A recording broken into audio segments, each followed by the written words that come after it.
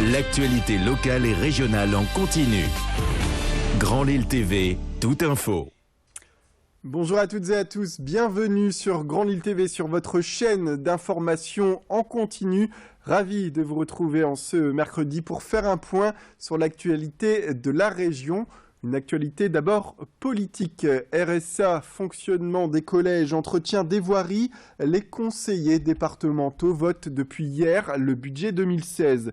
Entre leurs mains, une enveloppe de 3 700 000 €, plombée toutefois par une dette haute de 1 400 000 €.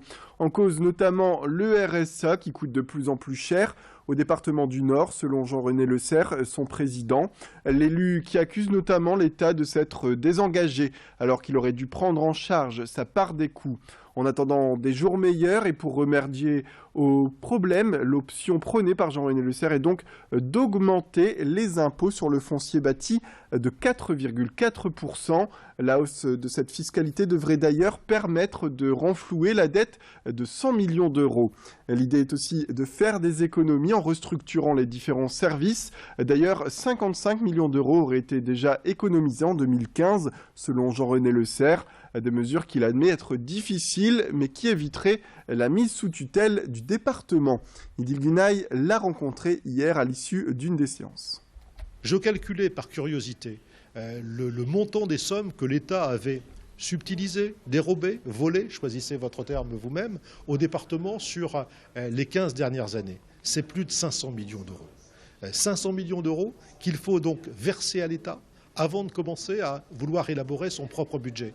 Vous comprenez que si je n'avais pas compensé cela par 100 millions d'euros d'économie et 100 millions d'euros de fiscalité, mon département était en faillite et c'était la mise sous tutelle. La mise sous tutelle, c'était d'ailleurs une augmentation de fiscalité beaucoup plus importante que celle qui sera décidée cet après-midi ou demain. Ce sera des crédits de maintenance importants dans les collèges, 40 millions environ par an de maintenance dans les collèges, en dehors des quelques chantiers que nous allons malgré tout mettre en œuvre, des grands chantiers de reconstruction et de réhabilitation. Même chose sur les routes, une quarantaine de millions à la fois pour les travaux sur les routes et pour les travaux sur les ouvrages d'art. Ça veut dire que demain matin ou après-demain matin, dès que le budget est voté, on va lancer toute une série d'appels d'offres sur la requalification des propriétés départementales. Ça veut dire par exemple qu'il y aura aussi de l'emploi pour les travaux publics, pour le bâtiment, qui souffre beaucoup aujourd'hui, et que ce sera aussi un certain nombre de suppressions de postes en moins. Et dans le reste de cette édition, comme chaque mercredi, notre rubrique « C'est votre droit ». C'est votre droit, avec l'Ordre des avocats du barreau de Lille. C'est votre droit sur Grand Lille TV en partenariat avec l'Ordre des avocats de Lille. Et aujourd'hui, nous accueillons Maître Florine Michel. Bonjour. Bonjour. Avec vous, on va évoquer les nouvelles technologies en général, notamment les téléphones, réseaux sociaux, au travail. Dans quelles règles et dans quelles limites? Déjà, une première question. Peut-on interdire l'utilisation de ces téléphones personnels dans une société? Alors, je tiens tout d'abord à indiquer que, de manière générale, dans le cadre de l'entreprise, le salarié est sous la subordination de son employeur et ne peut pas vaquer à ses obligations personnelles.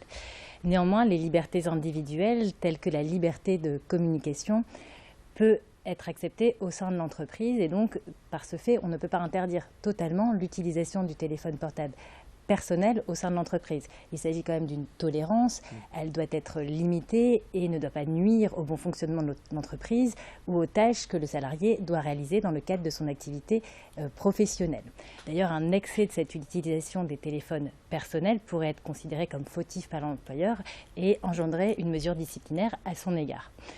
Une interdiction totale et absolue est quand même possible par l'employeur si celle-ci est justifiée par la tâche à accomplir et proportionnée au but recherché.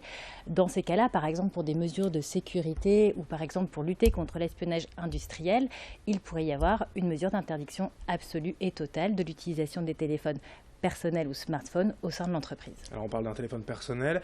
Dans le cas d'un téléphone prêté, donné par l'entreprise, est-ce que l'employeur peut là consulter ses réseaux, ordinateurs ou téléphones? Alors, si c'est dans le cadre professionnel, dans ces cas-là, bien évidemment, les outils de communication sont censés être à destination professionnelle et l'employeur peut consulter librement les données qu'ils sont sur ces téléphones qui sont mis à la disposition de l'employeur aux salariés. Il y a une évolution de la jurisprudence en la matière, c'est-à-dire que les données qui seraient identifiées comme confidentielle ou privée par le salarié et même sur un moyen de communication ou informatique mis à disposition par l'employeur, dans ces cas-là, l'employeur ne peut pas les consulter sans la présence du salarié ou tout du moins sans l'avoir appelé pour consulter ces messages. Qu'en est-il des informations que le salarié pourrait indiquer sur son employeur sur les réseaux sociaux ? Alors sur les réseaux sociaux, il y a un critère qui est pris en considération par la jurisprudence, qui est le critère de la sphère publique ou privée, puisque un utilisateur a un compte, il peut le paramétrer. En fonction du paramétrage qu'il va effectuer, il pourra rendre son compte privé ou son compte public. Donc si les données sont sur un espace dit privé, dans ces cas-là, l'employeur ne peut s'en servir puisque ces données sont protégées par le secret des correspondances. A contrario, si c'est sur une sphère dite publique, dans ces cas-là, l'employeur pourrait s'en servir en invoquant un défaut de loyauté du salarié à l'égard de l'entreprise et éventuellement mettre en place une sanction à son encontre. Et quelles sont les mesures que l'employeur peut prendre pour limiter l'usage de ces nouvelles technologies ? Alors ce qu'on pourrait conseiller à l'employeur, c'est d'éventuellement insérer, s'il a un règlement intérieur, des clauses qui seraient relatives à cette utilisation des nouvelles technologies dans l'entreprise, ou éventuellement mettre en place une charte informatique qui, pareil, permettrait d'adapter l'utilisation de ces moyens de communication dans le cadre de l'activité professionnelle. Merci, Maître Florine Michel, pour toutes ces informations. C'est votre droit sur Grand Lille TV, en partenariat, je vous le rappelle, avec l'Ordre des avocats du barreau de Lille.